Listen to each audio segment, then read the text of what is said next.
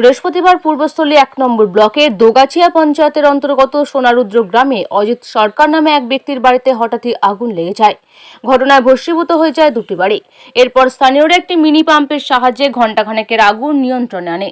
বাড়ির মালিক অজিত সরকার তিনি জানান তিনি বাড়িতে ছিলেন না। কিভাবে আগুন লাগলো সেই বিষয়ে কিছু বুঝে উঠতে পারছেন না তিনি। ৮০,০০০ টাকা নগদ সহ বিভিন্ন আসবাবপত্র বিভিন্ন জিনিস পুড়ে নষ্ট হয়ে যায়। ঘটনার পর ওই পরিবারের সাথে দেখা করতে হাজির হন স্থানীয় পঞ্চায়েতের প্রধান অপর্ণা চ্যাটার্জি। কিভাবে আগুন লাগলো কিছু জানতে পারলেন?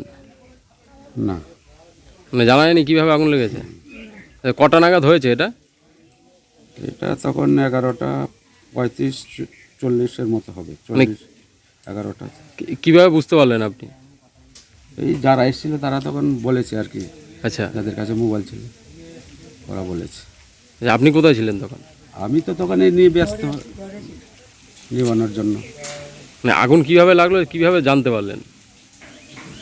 আগুন লেগেছে, আমি খেয়ে উঠে এইখানটায় এসেছি, তখন এই দিক দিয়ে দেখে ওই উপরে আগুন ধরে গিয়েছে এই চালার। আচ্ছা, উপরে তারপরে আগুন ধরে গেছে। তারপর তো আগুন আগুন করে চেঁচামেচি করছি, লোকজন সব ছুটে এলো ওই পাড়া থেকে।